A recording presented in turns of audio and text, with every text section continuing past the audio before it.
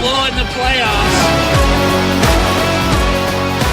All right, so looking around the league, we've seen a couple things happen this year. We've witnessed the Boston Bruins have one of the best regular seasons ever, and also Connor McDavid is having one of the best regular seasons as an individual, probably in the last 20 to 30 years that we've seen. This is ever territory. You think so, Bobby? Ever territory. I don't count those 90s where like Doug Gilmour was like 10th in scoring, he had 135 points. I don't count those.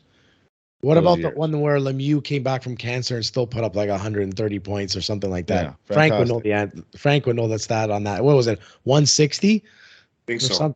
Yeah. Fantastic. Just crazy. Fantastic. This is better. So I'll ask, which one of those is more impressive? McDavid season or the Bruins season? And it's tough to compare because one's an individual and one's a team, but I'll go first though. Yeah, sure. I would love for you to go first. Go ahead. I was going to say Boston because I don't think what's going on now is as impressive as they started the season missing. I believe Marchand was out.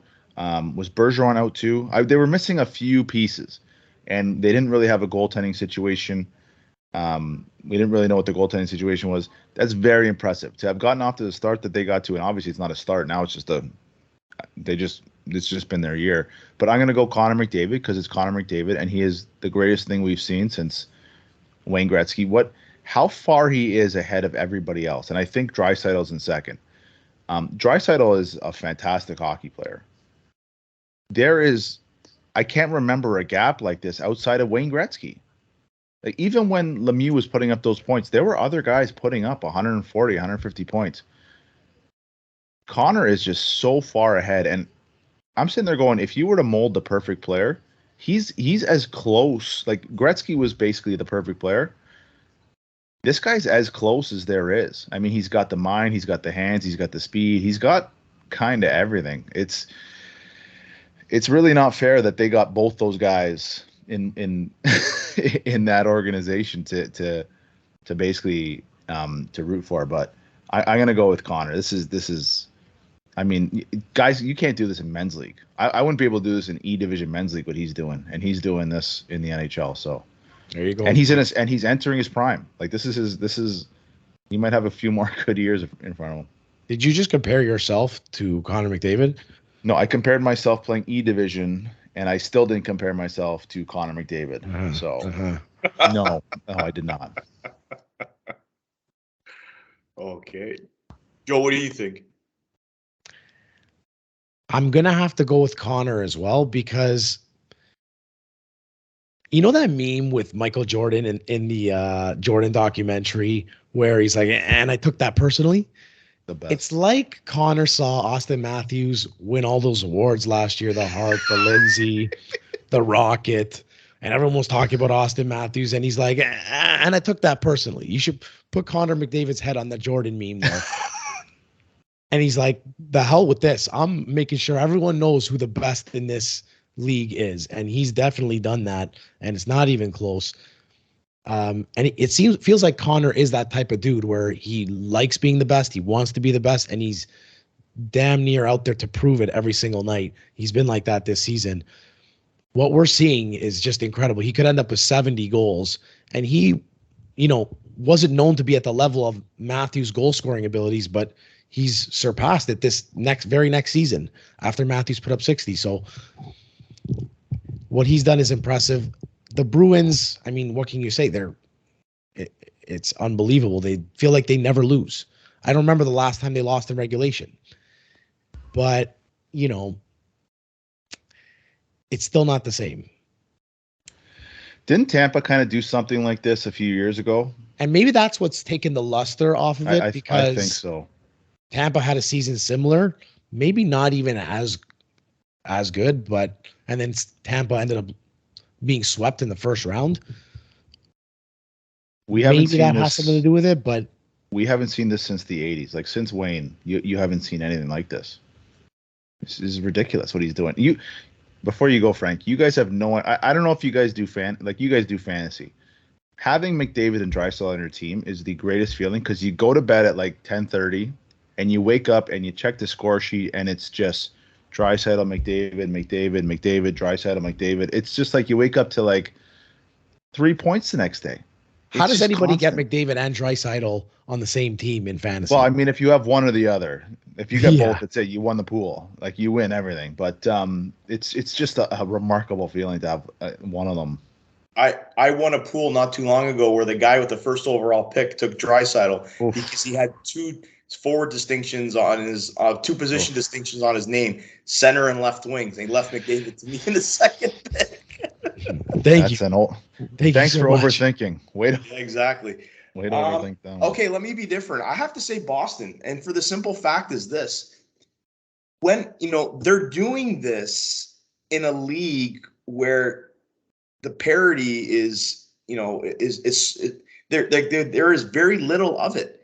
They're doing this in a league where this is not like the NBA where the top teams are the top teams and the bottom teams are the bottom teams. You have teams beating everybody on any given night. You know what I mean?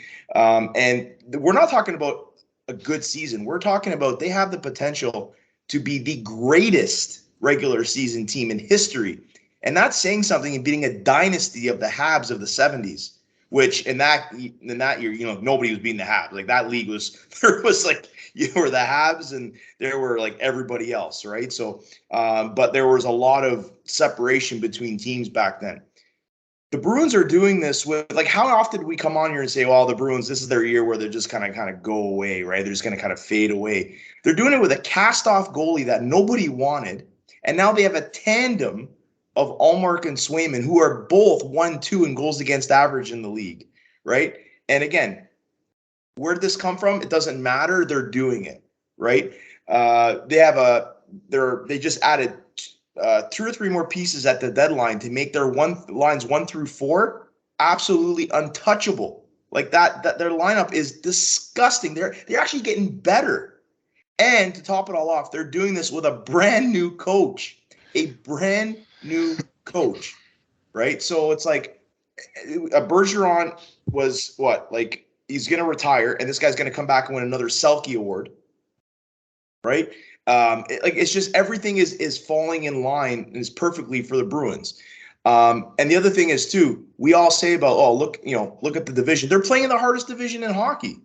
They're 3 of the top 5 teams in the league are from the Atlantic Division, and they're 22 points ahead of the Leafs. They're 22 points ahead of the 4th overall team in the league. Right? So it's absolutely unheard of. Now, again, we're talking about regular season. Just like Connor McDavid, it's a regular season. What does it mean in the playoffs? It doesn't mean shit if they don't win. For me, if Boston doesn't win the cup, I think that's more of a disappointment for them than it would be if the Leafs lose again in the first round. I know that's up for debate. That's just my opinion. Ooh. That's a Joe, hot you take. don't lap the field like this, it's cup or bust.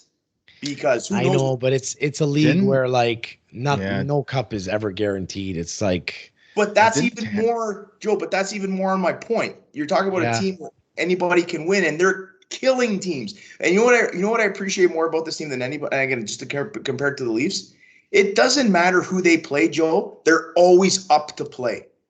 You're always going to get, on most nights, you're going to get the best of the Bruins.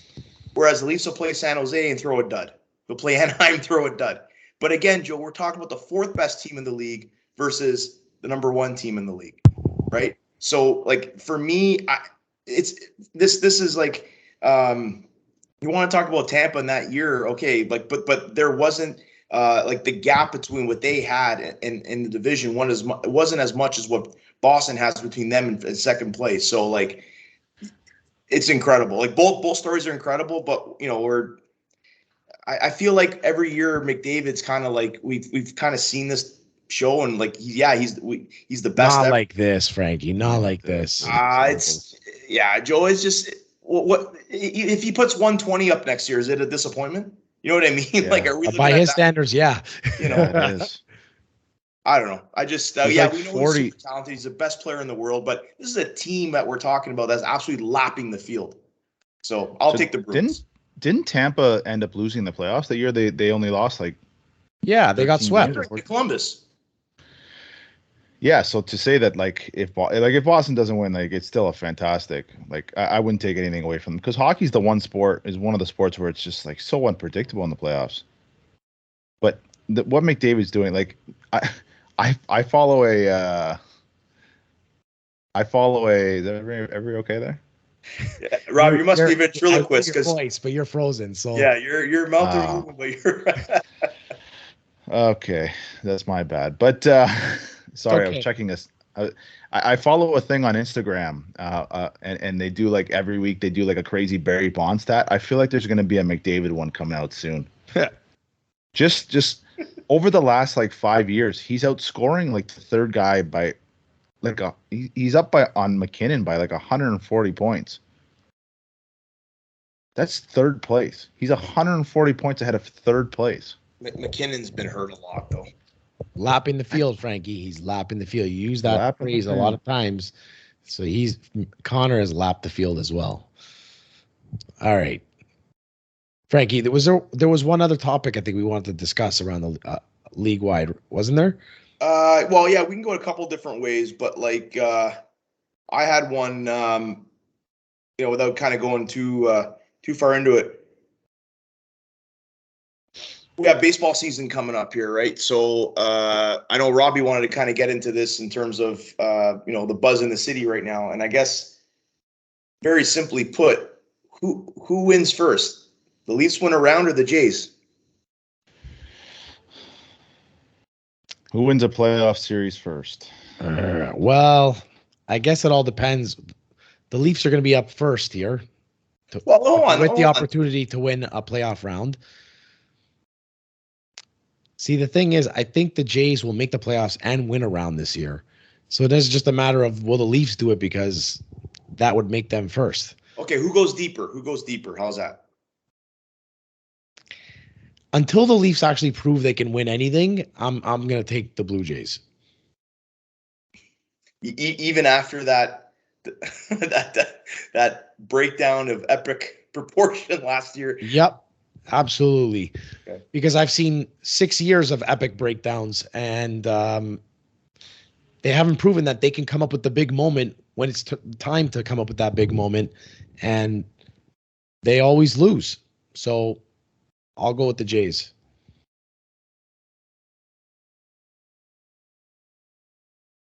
Bobby, all right there? I'm that's a tough one for me, man. Just because you never know what that AL East is. Just the Yankees will be there again. Tampa will be there again. Who the heck knows what Boston's gonna do? And Baltimore was decent last year too. Was decent. I'm gonna go Leafs, Joe. I don't know. I know there's 160 something games for the Jays to figure it out. Yeah, you never with injuries. I'm gonna say the Leafs. I just think it's time, man. It's got to be time. Has to be. 7 times the charm, right? Why not?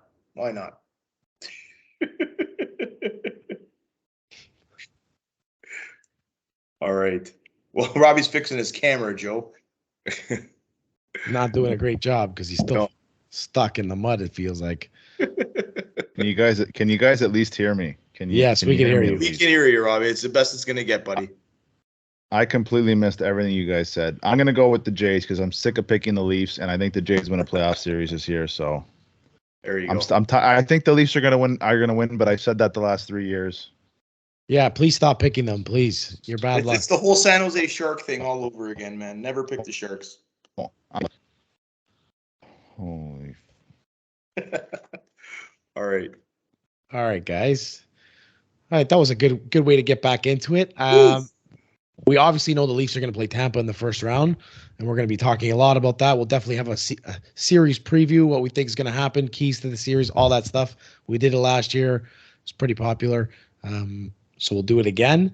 And, we'll probably preview some of the other matchups that we really like. Yep. I look forward to it because there's nothing like playoff hockey, and it's just around the corner. I was driving home. I had my men's league game today. I was driving home. It was still light out. Nice. And I'm like, this feels like playoffs in the air. This is that gave me the feeling. So it's close. It feels good. It's also time that I hyperventilate. I need like a brown paper bag to watch the games. Anyways, that's the meme, the Sheldon Cooper meme. You got it.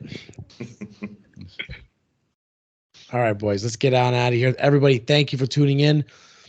Hit that like button, that subscribe button, and drop us a line or a comment down below. We really appreciate all the feedback and the support. Response on YouTube. Awesome. Thank you. Keep it coming. Yes. And drop a comment on Bobby's face right now. It's still frozen. So let us know which frozen Bobby face was your favorite. I like that one. I like that one there. That's a good one. This is you, Bobby. All right. All right, everybody. Take care. Have a great night.